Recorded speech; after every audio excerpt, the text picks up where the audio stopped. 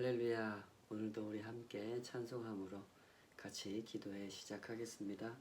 찬송가 96장 예수님은 누구신가 함께 찬송함으로 시작하겠습니다. 96장 예수님은 누구신가.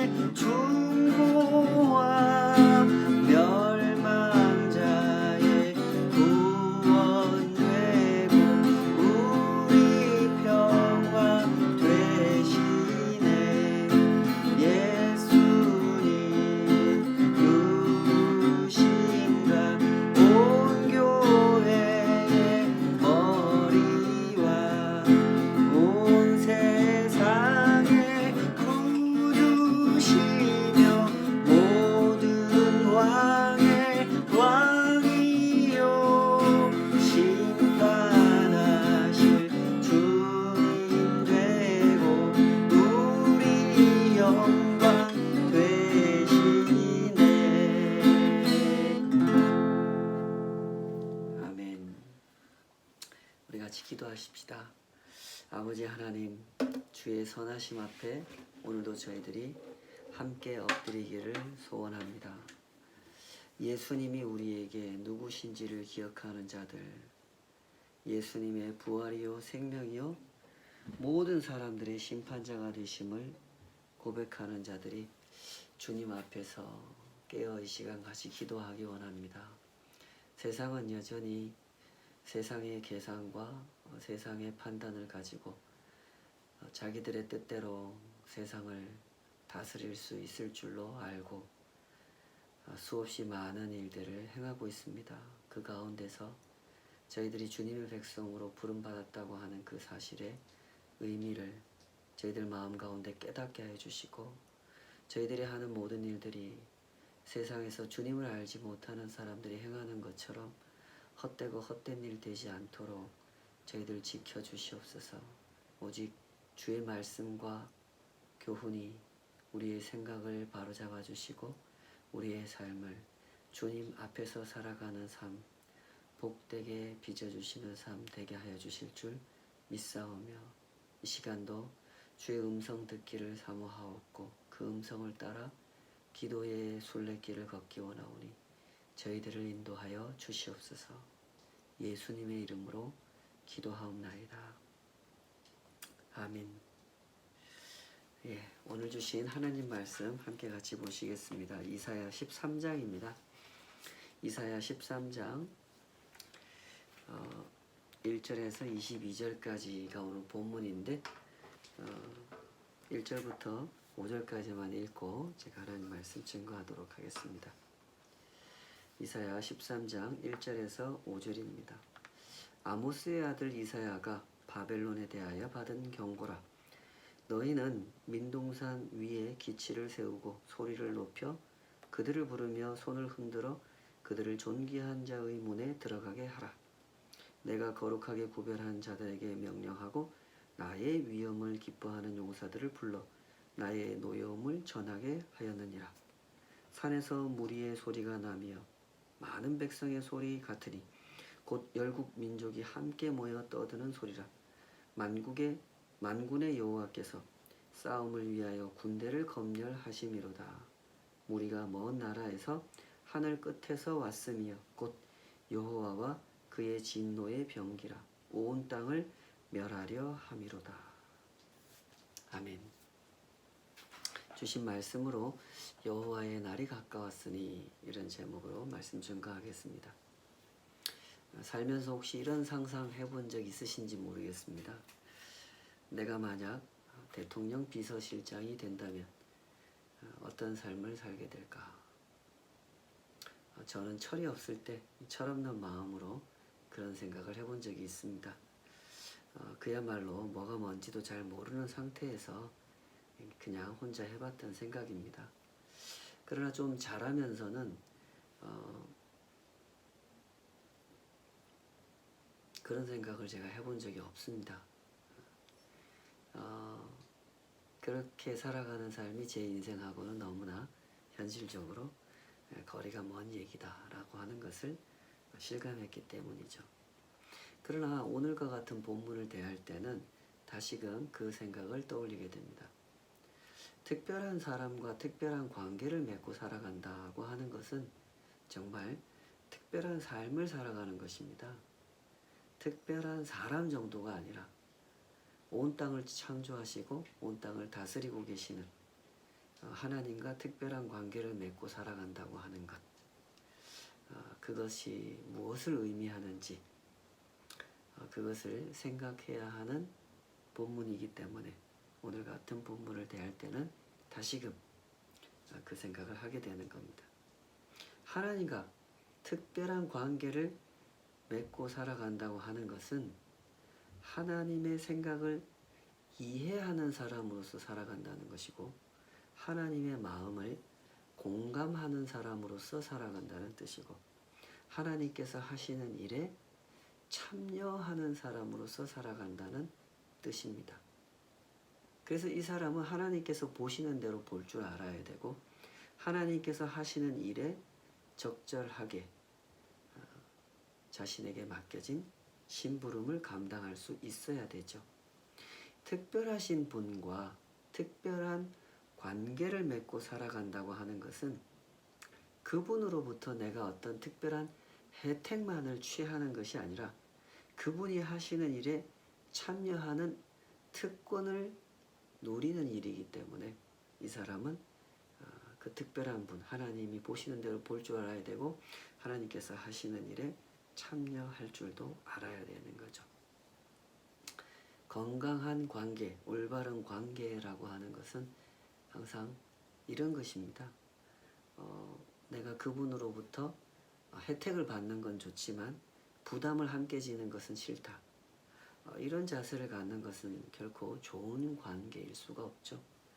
아버지와 아들이 관계를 갖는다 할 때 아버지한테 혜택은 받고 싶지만 아버지와 함께 인생의 부담을 지고 싶지는 않다. 이런 아버지 아들의 관계가 어찌 좋은 관계일 수 있겠습니까? 하나님과 맺는 관계도 마찬가지죠. 좋은 관계, 건강한 관계라고 하는 것은 하나님의 특별하심을 알고 그 하나님의 특별하심에 참여하는 것이 무엇인지를 아는 관계입니다. 하나님의 하나님 되심을 이해하는 사람, 그 사람은 하나님과 모든 것을 함께 하려고 하는 사람이다. 이런 얘기죠. 때문에 하나님의 말씀에 이 사람은 귀를 기울이게 되는 것이고 그 말씀하시는 바에 대하여 그 말씀하시는 내용을 이해하게 되는 것이고 또 이해가 잘 안 될 때는 이해를 하려고 자꾸만 더 그 마음을 쓰는 것이고 그 말씀하시는 바에 자기의 인생을 내어 맡기려고 하는 것이죠. 이제부터 펼쳐지는 말씀이 바로 그런 점을 강조하는 말씀입니다. 이사야 13장부터 23장까지 그 하나의 단락으로 구분될 수가 있는데요. 이 말씀은 전부 다 열국을 향한 하나님의 그 심판을 다루고 있는 말씀입니다. 우선 이 말씀을 헤아림에 있어서 기본적으로 우리가 확인해야 되는 사실이 몇 가지 있는데, 첫째로 이 본문의 상황은 천상의 어전회의 장면을 담고 있다고 하는 것을 생각해야 됩니다. 이제 우리가 선지서를 읽을 때 늘 이렇게 쉽지 않은 부분이 화자가 누군가를 찾는 게 좀 쉽지 않습니다. 하나님이 하시는 말씀인지 선지자가 하는 말씀인지 아니면 뭐 하나님 앞에 있는 천사가 하는 말인지 이런 걸 좀 구분하기가 쉽지 않은 점이 있죠. 23장에서 23장까지의 내용을 우리가 헤아릴 때 이 말씀이 베풀어지고 있는 상황이 천상의 어전회의, 즉 하나님이 보좌에 앉아 계시고 하나님의 신하들은 다 천사들입니다. 그 천사들이 하나님 시중을 들면서 하나님의 명령을 받고, 명령을 받으면 복창하고 또 그 받은 명령대로 가서 땅에 내려가서 실행하고 하는 이런 상황이 펼쳐지는 장소, 거기가 천상의 어전회의입니다. 여기서 이 말씀이 하나하나 베풀어지고 있다라고 하는 점을 우리가 염두에 두고 본문을 읽어가야 된다는 겁니다. 하나님의 보좌를 중심으로 각 나라를 다스리는 천사들, 즉 하나님의 명령대로 각 나라를 다스리는 천사들이 쭉 하나님 명령을 받기 위해서 서 있는 상황인 겁니다. 때문에 말씀하시는 분은 하나님이시고 그 말씀을 받은 대상은 그 13장의 경우는 이제 바벨론, 언급되고 있는 그 나라를 담당하고 있는 천사, 바벨론을 담당하는 천사가 그 말씀을 듣고 있는 거죠. 여기 이 13장의 상황은 그런 상황인 것입니다. 이후에 23장까지 펼쳐지는 상황들이 다 이와 유사하다는 것을 염두에 두시고 본문을 읽어가시면 되겠습니다. 둘째로 여기 표제에서 언급하고 있는 13장 1절에서 언급하고 있는 경고라고 하는 표현의 의미를 우리가 좀 헤아리면서 읽어가야 된다는 겁니다. 이제 우리말 번역에서 그 경고라고 번역을 한 이 단어는 히브리 성경에 보면 마사라는 단어를 쓰는데, 이 마사를 직역을 하면 무거운 짐이라는 뜻입니다. 이걸 이제 경고라고 번역을 한 건데, 조금 더 본문의 그 뉘앙스에 맞게 번역을 하자면 심히 무거운 마음으로 선포하는 메시지라고 이해할 수 있겠습니다. 보시다시피 이 13장에서 23장까지 전하는 모든 내용, 물론 이제 35장까지 그 내용이 연장되는데요. 이 여기서 전하는 모든 말씀이 다 심판에 대한 말씀입니다.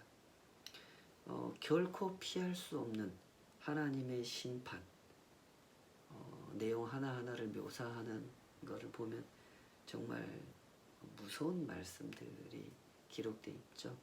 이런 말씀을 전해야 하는 선지자의 심정 얼마나 무거웠겠습니까?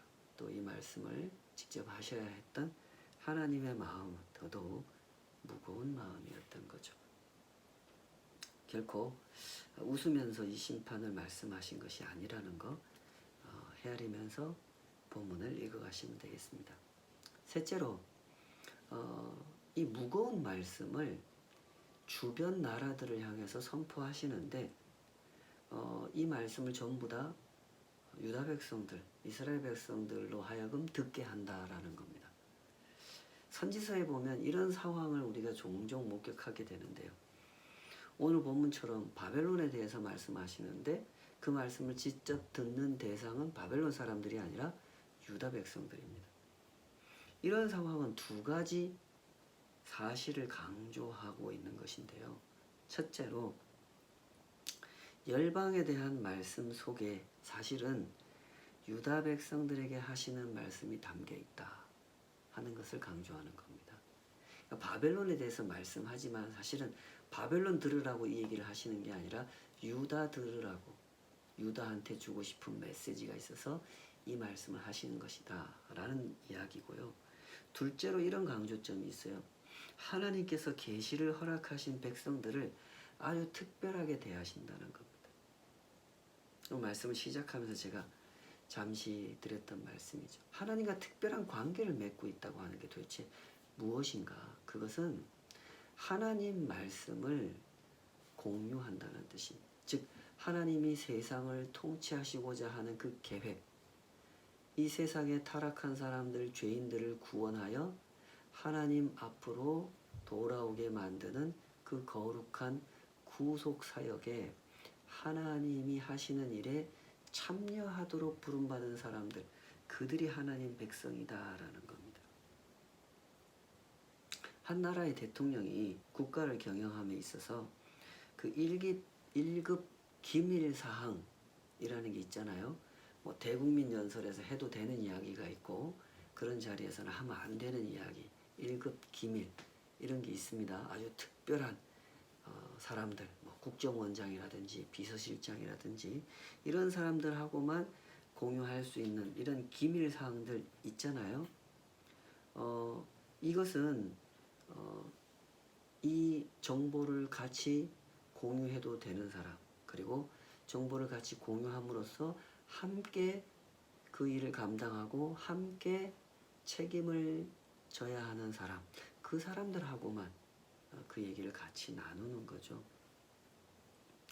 책임감 있게 나라를 경영하는 지도자라면 꼭 이렇게 일을 합니다. 모든 백성한테 모든 이야기를 다 하지 않죠.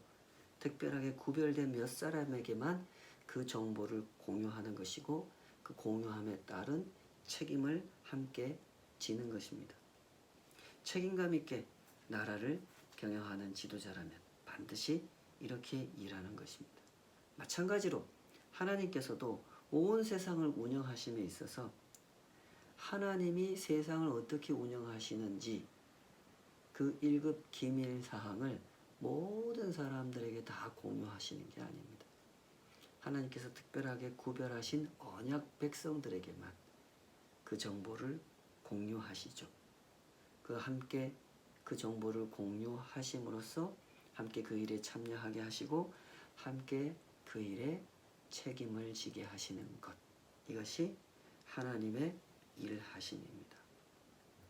그러니 하나님의 백성으로 살아간다고 하는 것이 얼마나 놀라운 특권이면서 또한 얼마나 놀라운 책임인지를 아는 사람, 그 사람이 하나님의 사람인 것입니다.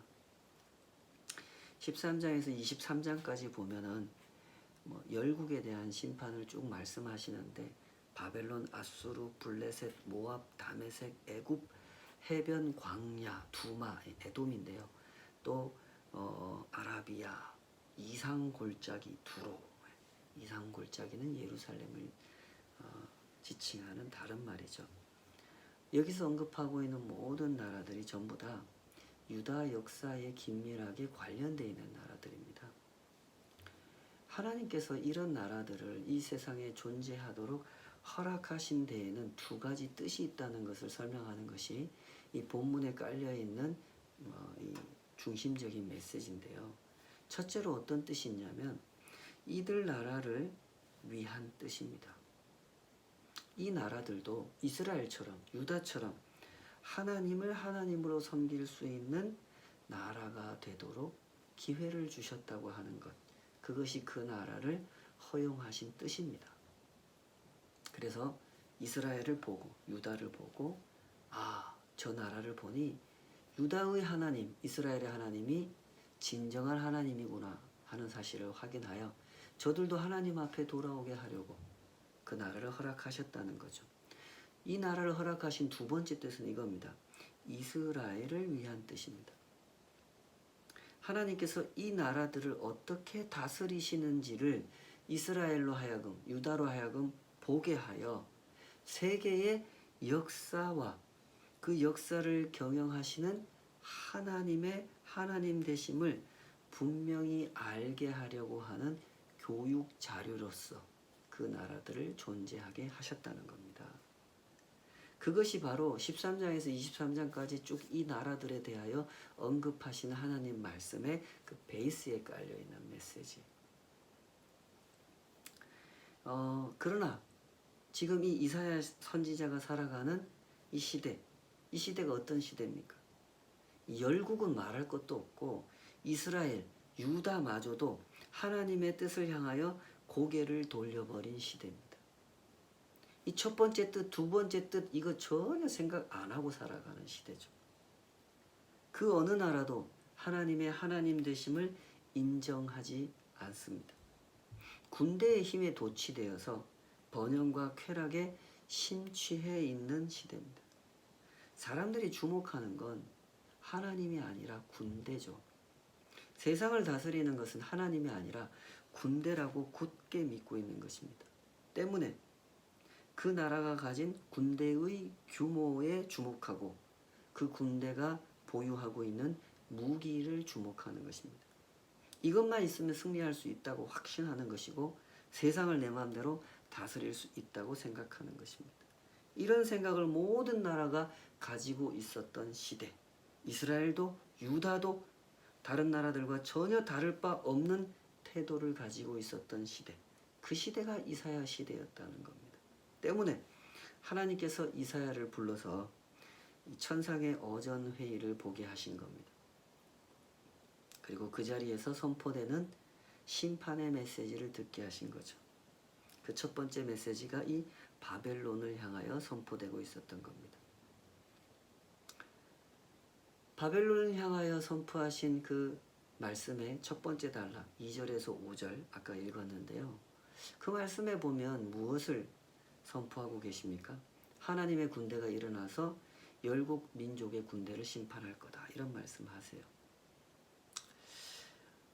이 말씀 들어보면 사실 좀 하나님 말씀 같지 않다는 느낌이 드는 부분이 있습니다. 마치 세계 챔피언 타이틀 매치 앞두고 있는 그 챔피언이 도전자를 향해서 이렇게 방송에다 대고 하는 말 같이 들리는 그런 멘트를 하나님께서 하시죠.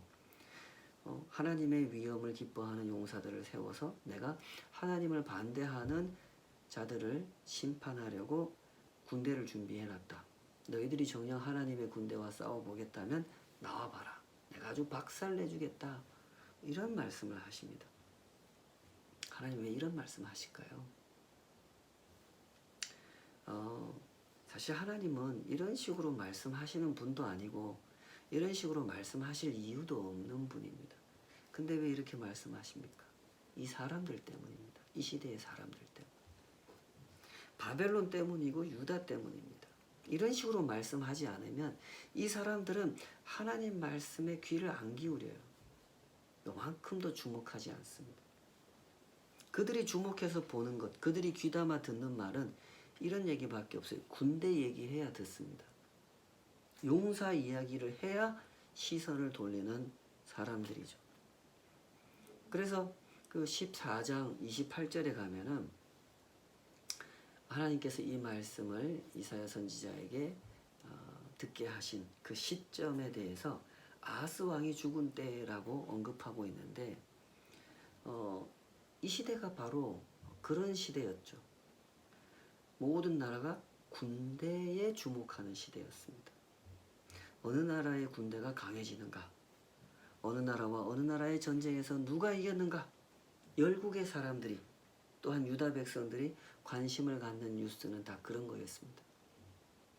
오늘날하고도 별로 다르지가 않죠. 다시 말해서 온 세상이 힘의 논리에 완전히 설득당하고 있었던 시대였다는 겁니다. 대략 당시의 그 국제 정세를 정리해 보면 다음과 같은 상황으로 흘러가고 있었는데요. 기원전 734년에서 32년경에 이 남왕국 유다는 아하스가 다스리던 때인데요. 이때 북왕국 이스라엘과 아람, 시리아라고 하는 나라가 수리아라고 하는 나라가 동맹을 맺고 유다를 침공합니다. 이때 이제 유다는 아수르와 동맹을 맺고 우리를 지켜달라 이렇게 요청하고 있었던 때죠. 그래서 그 유다와 동맹을 맺고 있던 아수르가 북왕국 이스라엘 그리고 수리아, 아람을 침공해서 제압을 해버리는 그 사건이 일어났던 때가 734년에서 732년경입니다. 그리고 나서 그 시기와 굉장히 비슷한 시기인데 735년경에서 730년경 북왕국 이스라엘과 시리아가 남왕국 유다를 침공하던 그 비슷한 시기에 바벨론이라고 하는 나라가 점점 세력이 커지면서 아수르를 공격해요. 그리고 아수르로부터 승리를 거두게 됩니다. 그 당시 아수르는 세계를 제패하고 있는 초강대국이었는데 사실은 바벨론도 그 아수르에게 조공을 바치면서 겨우 이렇게 생존하고 있었던 작은 나라였는데 바벨론에서 이 조금씩 변화가 일어나면서 강력한 군사력을 가진 지도자가 등장하게 되고 아수르를 공격해서 이겨버리는 사건이 발생하게 되죠. 이후 바벨론은 점점 강성해지게 되었고 아수르는 바벨론을 컨트롤할 수 없는 상황에서 이 남하 정책을 지속해가고 있었던 겁니다. 그래서 가나안 지역에 있던 이 북왕국도 722년이 되면 아예 점령을 해버리고요. 북왕국이 이제 반란을 일으키자 점령을 해버리죠. 그래서 북왕국은 722년에 멸망해버리고 이제 그런 어간에 725년이 되면 남왕국 유다는 아하수가 죽고 히스기야에게로 왕권이 넘겨져가는 시기가 됩니다. 요때가 딱 지금 그런 시기죠. 아수르의 패권이 여전히 유지되고 있는 상황에서 바벨론이라고 하는 아수르를 상대할 수 있는 어쩌면 능가할지도 모르는 강력한 나라가 서서히 일어나고 있는 이런 시점이었던 겁니다. 그러니 이 유다, 이 아하스 왕이 다스리고 있던 유다의 입장에서는 세계 정세가 이렇게 급격하게 변해가고 있는 이 시기에 아수르만 쳐다보고 있을 수 있었겠습니까? 그럴 수 없었겠죠. 바벨론을 이제 유심히 보게 되는 거죠. 이러한 상황으로 세계 정세가 흘러가고 있을 때 바벨론의 마음은 어떠했을 것이며 유다의 마음은 어떠했겠습니까? 바벨론은 아주 교만해졌겠죠. 또 유다는 바벨론을 주시하면서 우리가 계속 아수르 줄을 잡아도 되는가 아니면 바벨론으로 옮겨 타야 되는가 이런 잔머리를 굴리고 있었겠죠. 하나님께서 이걸 다 보고 계셨던 겁니다.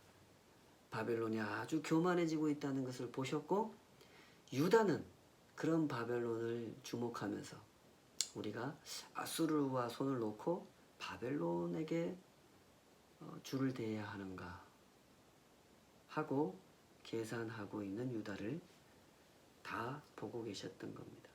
때문에 하나님께서는 바벨론에 대해서 이렇게 말씀하시는 겁니다.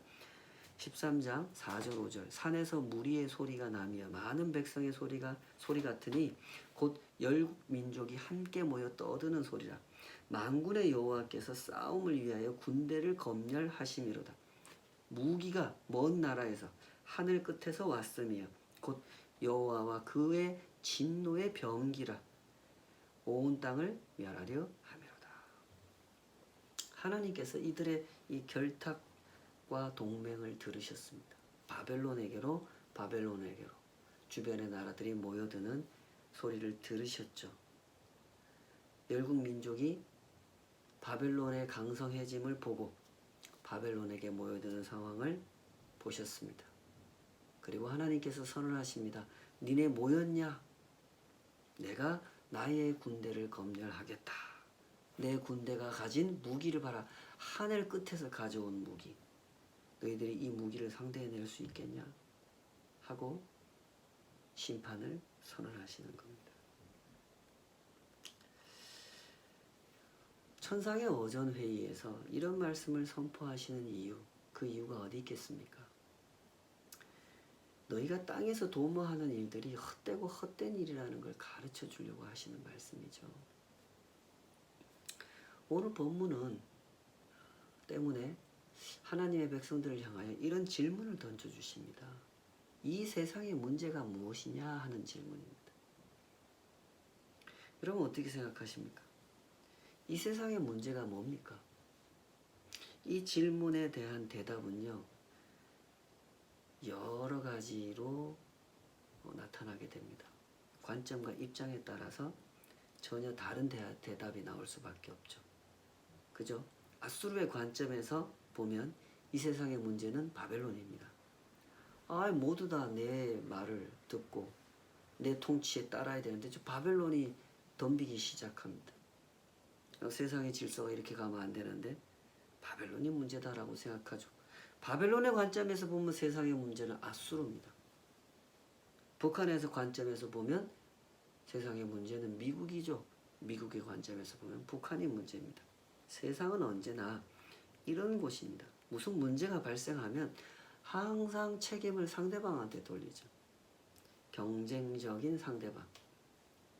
나에게는 아무런 문제가 없고 오직 당신에게만 문제가 있다고 생각합니다. 이것이 바로 세상의 문제입니다. 나를 중심에 두고 내가 기준이 돼서 모든 것을 판단하려고 한다는 것입니다. 때문에 세상은 항상 충돌합니다. 갈등하고 싸우죠. 세상은 스스로 이 싸움을 멈출 수가 없습니다. 이 싸움의 원인조차 쉽게 납득하지 못하는 것입니다. 심지어 자신들이 잘못 판단하고 자신들이 잘못 계산하여 싸움에 휘말리고 고통을 당하면서도 따질 땐 누구한테 따집니까? 하나님한테 따집니다. 아니 하나님이 언제 아수르하고 손 잡으라고 했냔 말이죠. 하나님이 언제 바벨론 손을 잡으라고 가르쳐 주셨냔 말이죠. 절대 그들의 손을 잡지 말라. 이방 나라와 결탁하지 말라고 수없이 말씀하셨음에도 불구하고 자기들이 자기들의 계산으로 그렇게 결탁해놓고도 문제가 생기면 하나님한테 따집니다. 하나님, 왜 우리에게 평화를 주시지 않습니까? 참 기가 막힌 일들이 이 세상에서 벌어지고 있죠. 옛날이나 지금이나 똑같은 일들이 벌어집니다. 하나님이 하라고 하는 대로 이 백성들이 순종하면 세상에 이런 문제가 생깁니까? 절대 안 생기죠. 전부 다 하나님이 하라는 말씀 반대로 하다 보니까 세상에 이런 문제가 생기지 않습니까? 그래 놓고도 따질 때는 하나님께 따지는 겁니다. 세상의 문제는 늘 이것입니다. 진실을 보려고 하지 않는다는 것이죠. 미국에게도 문제가 있고 북한에게도 문제가 있고 중국에게도 문제가 있다는 진실을 보려고 하지 않습니다. 자기 문제에 대해서 눈을 감아버린 채로 상대방에게만 문제가 있다. 이거 들춰내려고 한단 말이죠. 당신들이 고쳐야 세상에 평화가 온다고 세상은 항상 크게 외칩니다. 때문에 하나님께서 이 세상을 향하여 선언하시는 겁니다. 너희들 전부 다 문제다. 각자 자신의 문제를 인정하려고 하지 않는 자들은 내가 모두 다 심판할 수밖에 없다고 말씀하시는 겁니다.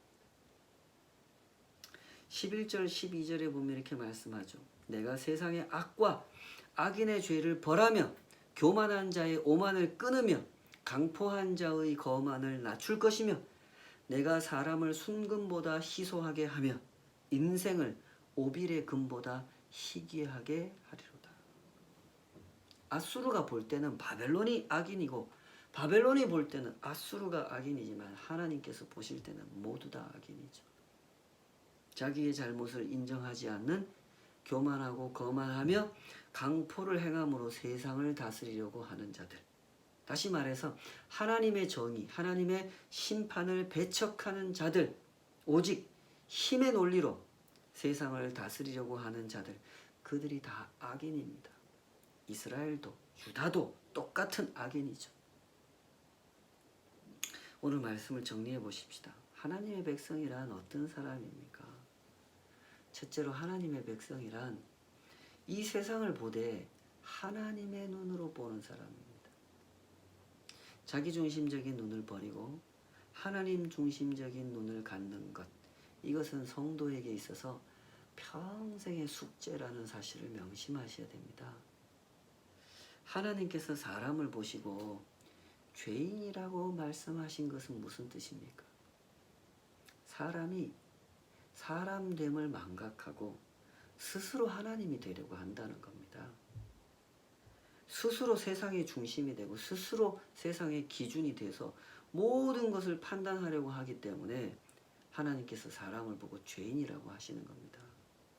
물질도, 이웃도, 세상도, 성공도, 심지어 하나님마저도 나를 중심으로 대하기 때문에 그 모든 것과 건강한 관계를 맺지 못한 채로 살아가는 것, 그것이 이 세상 모든 죄인들의 상태죠. 물질은 당연히 사용해야 될 대상이 아닙니까? 근데 그 물질을 숭배하죠. 물질을 숭배하기 위해서 사람은 이용합니다. 하나님께서 이웃을 사랑하라 하셨는데 마땅히 사랑해야 될 그 사람을 이용하죠. 내 이익에 도움이 되면 친하게 지내고 이익에 반대가 되는 것 같으면 적으로 삼습니다. 마땅히 경배해야 될 하나님을 내 욕심대로 움직이려고 합니다. 내 마음에 드는 하나님, 내 욕심을 지지하는 하나님만 하나님으로 인정하려고 하는, 사람은 그런 모습으로 살아가기 때문에 하나님께서 사람을 보고 죄인이라고 하시는 겁니다. 그러나 눈을 바꾸면 이 모든 것이 제자리를 찾게 됩니다.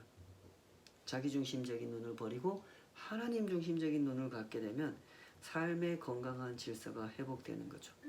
물질은 사용하고 이웃은 사랑하며 하나님은 경배하는 삶을 살게 되는 겁니다.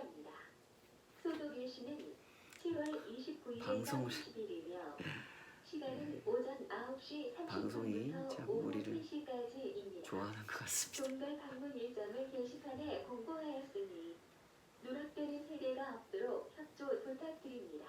죄송합니다. 다시 한번 알려드립니다. 세대 정기 소독을 실시합니다. 소독 일시는 7월 29일에서 30일이며 시간은 오전 9시 30분부터 오후 3시까지입니다.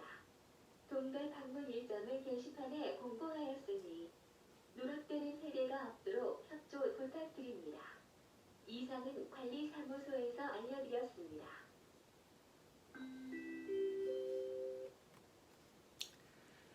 죄송합니다. 예. 하나님의 백성으로 산다고 하는 것은 하나님이 보시는 대로 세상을 보는 눈, 그 눈을 가지고 산다는 것을 의미합니다. 이것이 우리의 평생의 숙제라는 것을 잘 이해하시기 바랍니다. 둘째로 하나님의 백성이란 자기의 시선을 점검하면서 사는 사람이라는 뜻입니다. 내가 아수르를 바라보고 사는지, 바벨론을 바라보고 사는지, 아니면 하나님을 바라보고 사는지, 그것을 점검하고 그것을 바로잡는 사람, 그가 하나님의 백성이라는 뜻입니다. 우리가 조금만 관찰해봐도 알 수 있는 진실이 이것입니다. 그 사람의 마음에, 내 마음속에 뭐가 있는지 알고 싶으면 무엇을 확인해 보면 됩니까? 내 시선을 확인해 보면 되는 겁니다. 사람의 마음은 숨겨지는 게 아닙니다. 금방 다 들통나게 돼 있습니다. 그 사람의 마음에 무엇이 있는지 확인하고 싶으면 그가 보는 것을 확인해 보면 되는 겁니다. 자꾸 보고 있는 것, 자꾸 보려고 하는 것, 그것이 그 사람 마음속에 있는 것이고 그 사람 마음을 사로잡고 있는 것이죠. 농사를 짓는 분들은 농작물을 향해서 항상 응시하는 시선을 가지고 살죠. 아침에도 나가서 보고 오후에 나가서 봅니다. 비가 오면 또 나가서 보고 감으로도 나가서 봅니다. 그 마음이 농작물에게 향해 있기 때문에 항상 그 시선이 그곳을 향하게 되는 것입니다. 모든 것이 그런 것 아니겠습니까? 사람의 마음속에 있는 것, 그것은 그의 시선으로 확인되는 것입니다. 기도는 우리의 시선을 주님께로 향하는 순례의 길이라는 사실을 명심하십시다. 코로나 사태를 겪으면서 여러 가지 불편한 중에 있지만 우리가 그것도 봐야 하죠. 잘 살펴서 우리가 조심해야 될 것, 또 우리가 잘 극복해 가야 할 것 봐야 합니다. 그러나 이 모든 것을 보시는 하나님의 눈을 보려고 하는 것, 그것이 우리에겐 정말 중요합니다. 기도를 한다는 것, 이런 것이죠. 모든 상황 속에서 우리를 지키시고 인도하시며 또한 가르치고 계시는 하나님의 눈을 보는 것, 그것이 기도입니다. 이 코로나 상황을 겪는 중에 우리가 놓치지 말아야 되는 것은 이 상황을 통해서 하나님께서 우리들에게 가르치시는 게 있다는 겁니다. 그동안 우리가 이 세상이 마치 내 세상인 것처럼, 내가 세상의 주인인 것처럼 내 마음대로 가고 싶으면 가고 오고 싶으면 오고 하고 싶으면 하고 말고 싶으면 말고 하면서 살았던 것이 얼마나 우리의 큰 착각이었는지를 가르쳐 주시는 이 상황 앞에서 우리가 귀를 크게 열고 마음을 크게 열고 겸손하게 배워야 될 줄 믿습니다. 이 모든 것을 배워갈 때 우리는 비로소 이전보다 더 겸손하게 기도를 배워가고 우리에게 맡겨진 순례길을 걸어갈 수 있게 될 것입니다. 성도 여러분, 기도의 순례길에서 하나님께서 주시는 은혜를 충만하게 누리시기 바랍니다. 은혜의 본질을 헤아리시고 은혜의 영광을 이해하시기 바랍니다. 이 세상에 하나님을 믿는 사람들만 존재하는 것이 아니라 하나님을 믿지 않으면서 힘의 논리를 따라 자기의 욕심을 따라 세상을 자기 뜻대로 다스리려고 하는 사람들이 왜 존재하고 그들의 존재는 우리들에게 무엇을 가르치는지 하나님의 말씀을 잘 들어보시기 바랍니다. 그리하여 온 땅을 통치하시고 온 땅을 구원하기 원하시는 하나님의 구속사가 얼마나 은혜롭게 섭리하고 계시는지, 지금도 우리의 삶 속에서 쉬지 않고 일하고 계시는지 그 진실의 눈을 뜸으로써 하나님께서 통치하시는 모든 역사에 하나님과 특별한 관계를 맺은 사람으로서 마땅히 그 하나님의 일하심에 참여하는 영광을 누리게 되시기를 주님의 이름으로 축복합니다. 우리 같이 기도하십시다. 아버지 하나님, 주의 선하신 역사를 찬양합니다. 온 땅을 다스리심에 있어서 주의 일하심은 멈춤이 없으십니다. 주님께서 일하실 때 주의 백성들이 마땅히 알아야 하는 것, 그 일하심의 본질을 헤아릴 수 있게 하여 주시옵소서. 하나님의 일하심에도 불구하고 주님의 뜻과 다르게 세상에서 펼쳐지고 있는 일들의 의미를 정직한 눈으로 성찰하여 볼 수 있도록 저희들의 눈을 열어 주시옵소서. 세상의 진짜 문제가 무엇인지 보게 하여 주시고 그 문제가 내 마음속에서 헤아려지게 하여 주시옵소서. 내 욕심내는 것을 갖지 못해서 안달하는 어리석은 유다와 같이 살아가지 않게 하여 주시옵소서. 아하스 왕처럼 히스기야 왕처럼 살아가지 않게 하여 주시옵소서. 세상을 보되 하나님의 눈으로 하나님이 보시는 것처럼 볼 수 있도록 우리를 다스려 주시옵소서. 주의 말씀을 펼쳐 그 말씀의 뜻을 헤아려 알아가는 한 걸음 한 걸음 그 모든 과정을 통해서 하나님이 보시는 그 눈을 우리도 가질 수 있도록 축복하여 주시옵소서.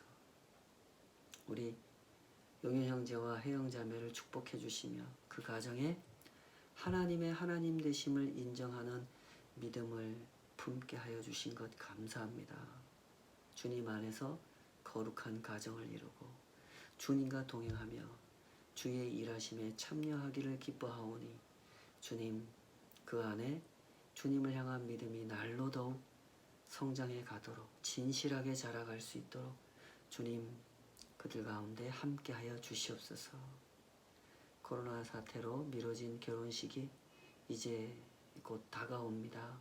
모든 준비와 또 결혼식과 무엇보다도 함께 살아가는 결혼 생활이 주님 안에서 진정 아름다운 복을 누리는 하루하루가 되도록 복을 내려 주시옵소서. 이 모든 일 위에 우리와 사랑으로 은혜로 함께하여 주시는 그 모든 하나님의 섭리를 찬양하고 감사드립니다. 예수님의 이름으로 기도하옵나이다. 아멘. 감사합니다. 우리 계속해서 거룩한 순례의 기도의 행진을 이어가도록 하십시다. 파이팅입니다.